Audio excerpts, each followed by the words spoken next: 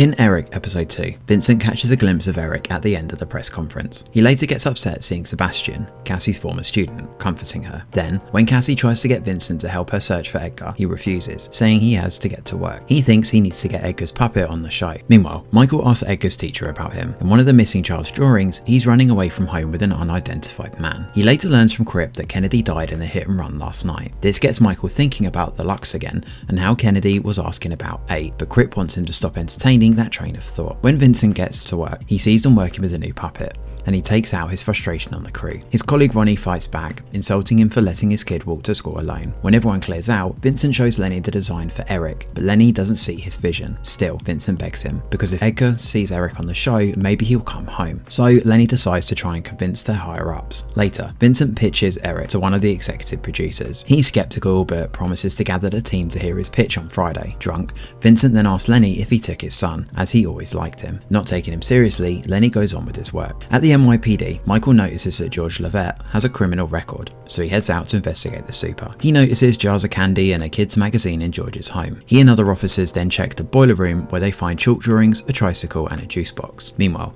Cassie hands out flyers with Edgar's pictures on them, and Alexander Gator surprises her by taking one. While handing out more flyers at the subway, Cassie sees a woman in her son's red jacket and chases after her, thinking it's Edgar. Freaked out, the woman runs away. Meanwhile, Cassie sees George being arrested on television. George's lawyer, Miss Clark, shows up at the NYPD to berate George for framing another black man for something he didn't do. While George is on record for the rape of a minor, she says that charge was overturned 9 years ago. Still, Michael says he's doing his best with the evidence he has. In questioning, George says Edgar liked going into his apartment when his parents fought. It made him feel safe. He confirms his blood type as O, the same as on the shirt. Edgar's blood, however, is A positive. While talking to Michael, Vincent gets distracted by loud noises from Eric. He doesn't want to believe George could be guilty, while Cassie is open to any explanation. When they get home, Cassie switches on the TV to an interview with Richard Costello, who is reportedly being combating homelessness in the city. They then get into a fight about Vincent letting Edgar go to George's apartment, and about Cassie taking money from Vincent's parents. He doesn't want to be beholden to people who have never been interested in Edgar. When Vincent talks about getting Eric on the show, Cassie thinks he's going crazy. She then asks about the cut he got on his forehead the day of Edgar's disappearance and asks what blood type he is.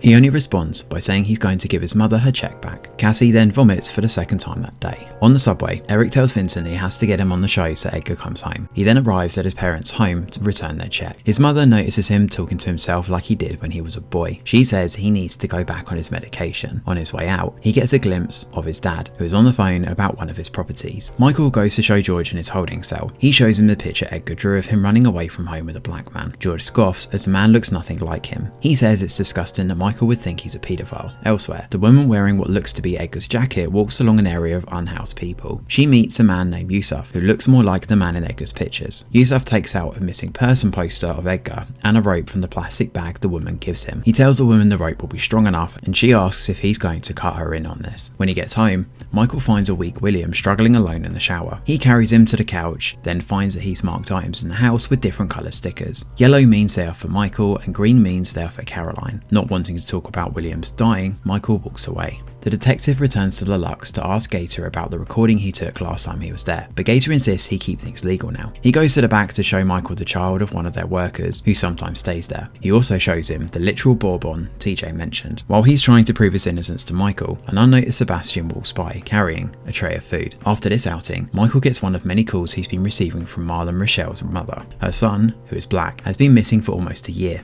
and she's calling to berate Michael and the NYPD for forgetting about him. While Vincent prepares for his important pitch, Michael watches a recording of Edgar walking to school on the morning he went missing. He sees George go back into his apartment as Edgar leaves, but he also sees Vincent going to chase after him. At the same time, Cassie goes through Edgar's birth records to find out what Vincent's blood type is. It's O positive, the same that was found on Edgar's shirt. With this information in hand, she calls Michael. Elsewhere, Yusuf carries his rope and plastic bag, walking somewhere with a purpose, and that is where episode 2 of Eric comes to an end. Thanks for watching, and do let us know your thoughts in the comments below.